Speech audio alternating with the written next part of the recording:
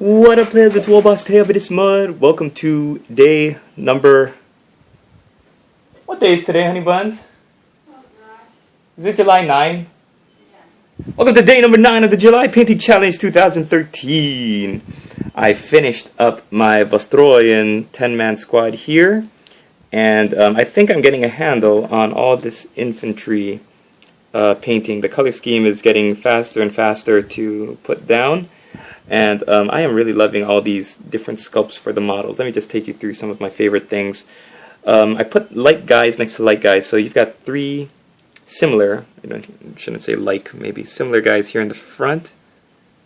That I painted them up, did the wood grain on the rifle. Some of them came out better than others, but I think overall they look pretty cool. I love the V for Vostroya on the belt. I also decided for all the grenades I'm going to do brass pull rings, because I think that's pretty funny. For the ivory dagger sheets, I just did, what did I do? I did Rackard flesh with a sepia wash. And, oh, one thing I haven't done yet is do any of the purity seals. So I do have to get on that. But I love these guys because, let me show you close up, if I can zoom in here.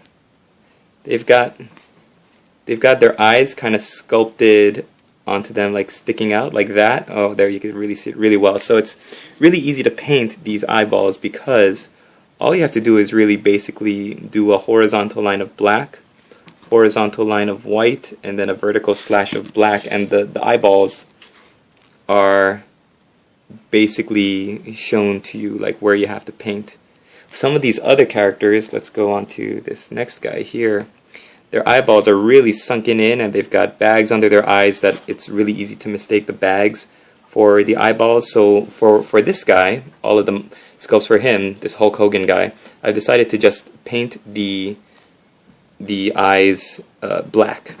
And then from far away, you can't really tell. Let's zoom out and focus there. See, you can't really tell that the eyeball is not painted at all. You do see a little bit of the blackness, but you can't tell that there's no white and then black inside of it.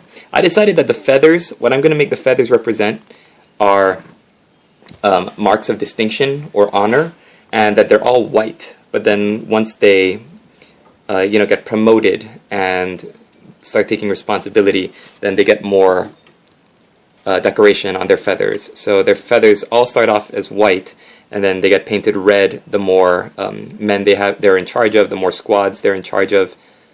So I think that's a pretty cool fluff thing for me to include in my army. I did a wood grain on the stock of this las gun. I think it came up pretty nicely. So same colors as before, and just kind of work through them all as fast as I can now. I think one thing I didn't do also was the sepia wash for the brass. So I'm going to get that done. Here's Iron Man. I've decided the fluff for these guys, I thought that only the flamers or guys using crazy special weapons had these masks, but I saw this guy and he's got like a regular lasgun, so I decided that for my background and fluff, the reason some of them have gas masks isn't because they deal with these very volatile, crazy weapons with all these chemicals, but is actually because on Vostroya, I'm going to say they came from clans and families that worked a lot in the manufactories, so they have to breathe in this special kind of filtered air. They've been used to polluted air all their lives, and so now they have to have like a certain type of air that comes from into their gas masks. So I think it's fluffy, I think it's cool, it gives me a reason to really enjoy painting them up. And yeah, and also like all things on Vostroya, nothing is really mass-produced, everything is handcrafted like these las guns, so you could say that this trooper, his gas mask has been handed down from grandfather to son, all the way down the line down to him. So I think that's pretty cool. Plus he looks like Sam Fisher. Back in the old days when Splinter Cell was cool, before they got rid of Michael Ironside. Here's another guy with the las gun. Sunken in eyes again. So something you can do. I guess I'm not really completely done with these guys, because another thing you can do is dab a little bit of Stegadon scale green under their eyes, under the baggy parts of their eyes, to give them a very bruised, tired look.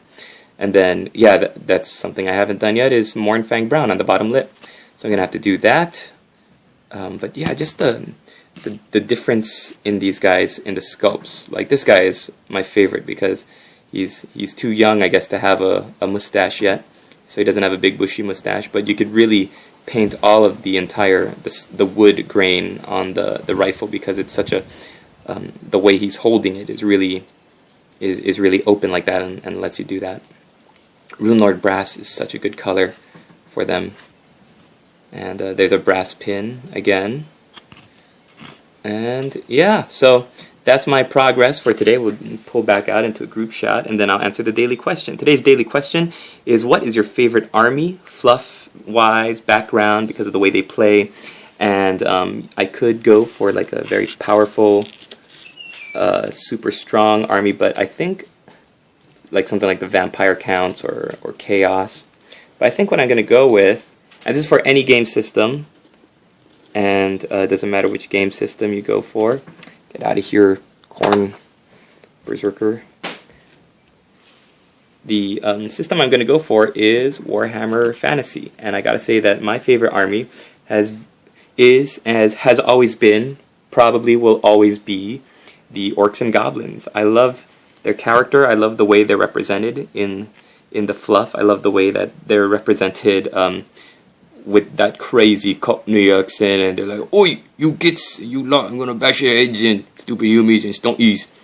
Like, I love the character of how they fight everybody. They don't care who you are, they're gonna fight you, and if there's nobody around to fight, they'll fight each other.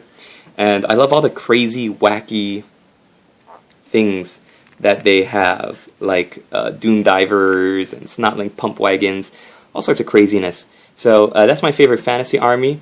If I had to say 40k, I would go with the Imperial Guard, because they're just regular humans. They're not crazy, brainwashed super soldiers, genetically enhanced.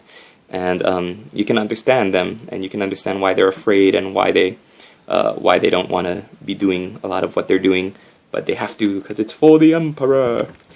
So I'm going to cut it out here. The last thing I have to do with these guys is give them the sepia wash, do some final details on their faces, the purity seals, and they will be done. And I'll get on moving to the rest of my Oath of Moment for the week, which is the rest of the squad. So 2 more units of 10 and 1 unit of 4, like 4 extra guys.